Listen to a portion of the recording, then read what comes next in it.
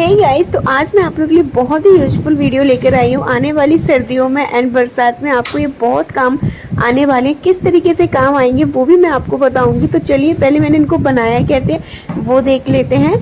तो गाइस यहाँ पर जो मैंने इसको बनाया है पॉलीथीन से बनाया है, ठीक है। और ये पॉलीथीन ही हमें चाहिए, किसी भी फैब्रिक वगैरह से आप नहीं बनाएं, क्योंकि हमें इसको पॉलीथीन से ही बनाना है। और इसका क्या यूज़ है, किस तरीके से यूज़ करना है, वो भी आपको बहुत ज़्यादा फ़ायदा देने वाला है। तो यहाँ पर मैंने थिक वाली पॉलीथीन ली है, जिसमें जो मतलब दुकान वाले लोग होते हैं माल वगैरह भर के लाते हैं ना, वो, क्योंकि वो पन्नी काफ़ी थिक होती है। आप ये वेजिटेबल वाली पन्नी भी यूज़ कर सकते हैं घर में, जिनमें थोड़ा बहुत ग्रोसरी का सामान वगैरह आ जाता है, उसको भी यूज़ कर सकते हैं। बट वो काफ़ी थिन होती है तो जल्दी फट जाएगी और फिर मतलब इतना ज़्यादा वर्क नहीं करेगी। बट आपके पास नहीं है तो आप इसका भी यूज़ कर सकते हैं। एक ना थोड़ी और भी कपड़े वगैरह के साथ जो आती है उसका भी यूज़ कर सकते हैं, वो इससे ज़्यादा बेटर होती है, ठीक है। लेकिन मैं यहाँ पर इस वाली पॉलीथीन का यूज़ करूँ क्योंकि ये काफ़ी ज़्यादा थिक है।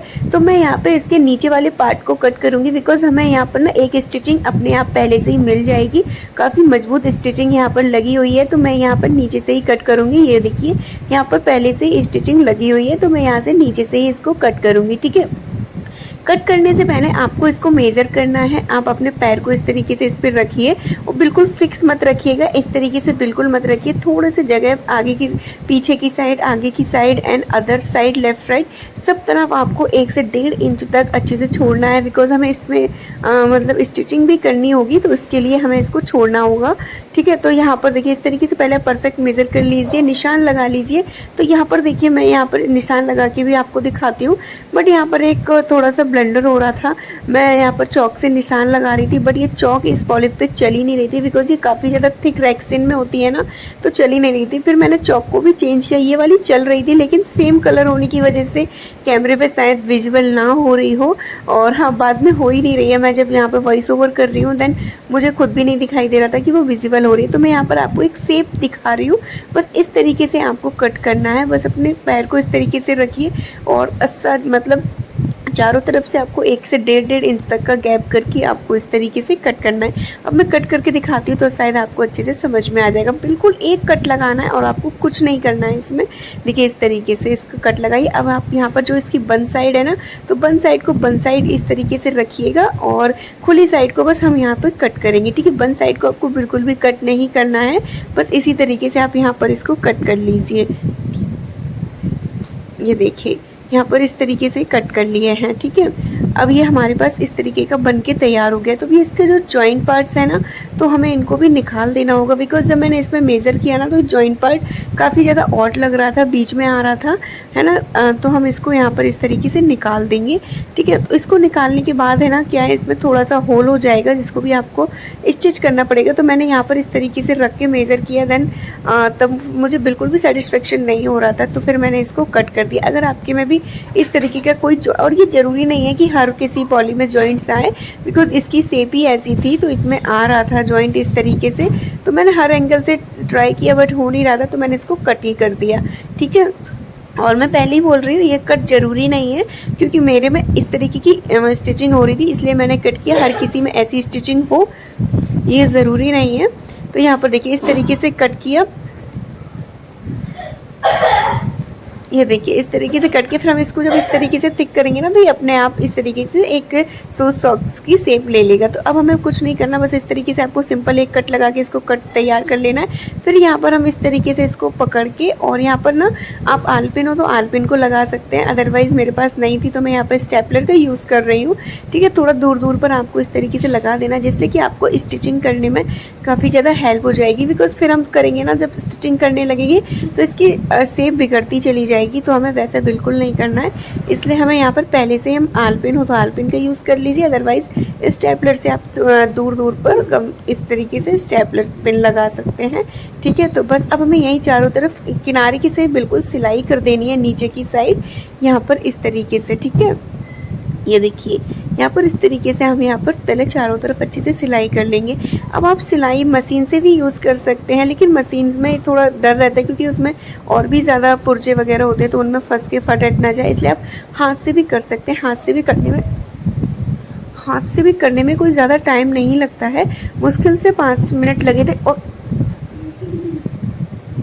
और ये इस तरीके से हो गया था। देखिए यहाँ पर मैंने चारों तरफ से अच्छे से स्टिचिंग कर दी है। अब ये जो बीच का पार्ट है हम इसको भी इस तरीके से एडजस्ट करके और हम यहाँ पर भी अच्छे से स्टिचिंग कर देंगे। तो ये देखिए ये हमारा इस तरीके से बनके तैयार हो गया है। ठीक है, अभी आपको लग रहा होगा कि ये डस्ट पेन सा कैसा है। ये अभी हम जब इसमें इलास्टिक डालेंगे तो ये अपने आप शेप ले लेगा। इलास्टिक मैं यहाँ पर पुरानी यूज़ कर रही हूँ।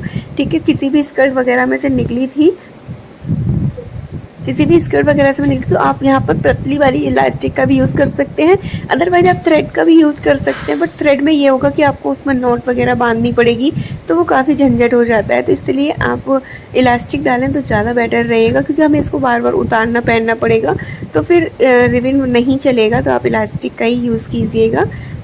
बट अगर आपके पास नहीं है तो आप काम चलाने के लिए रिबन डाल सकते हैं।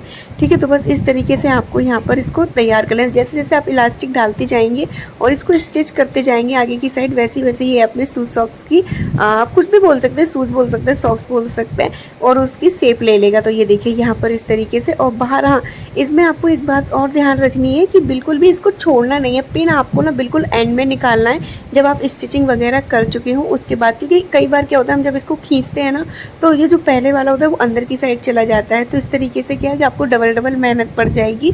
इसलिए जब आप बिल्कुल अच्छे से शेप तैयार कर लें, फिर उसके बाद इस तरीके से इसको निकाल लीजिए और फिर यहाँ पर हम एक टाँका लगा देंगे, एक दो टाँके आप यहाँ पर लगा देंगे लास्ट में। ठीक है, इस तरीके से, जिससे ये काफ़ी मजबूत हो जाएगा। ठीक है, तो यहाँ पर इस तरीके से देखिए मैंने यहाँ पर 2 से 3 टाँके लगा दिए हैं और बस अब ये इस तरीके से हमारा एकदम से बनके तैयार हो गया है। अब आप इसको कई चीज़ों में यूज़ कर सकते हैं। तो जो भी एक्स्ट्रा आपका थ्रेड वगैरह निकल रहा है उसको आप कट कर दीजिए यहाँ पर। अब ये देखिए, ये अब इसको अंदर करके अब फार से यहाँ से भी हम एक टाँका लगा देंगे और ये हमारा सॉक्स बनके तैयार हो जाएगा। ठीक है, अब आप इसको इजी तरीके से वेयर कर सकते हैं, नॉर्मल तरीके से, और काफ़ी अच्छा स्ट्रेचेबल हो जाएगा। ये देखिए इस तरीके से आप इसको वेयर करके रख सकते हैं।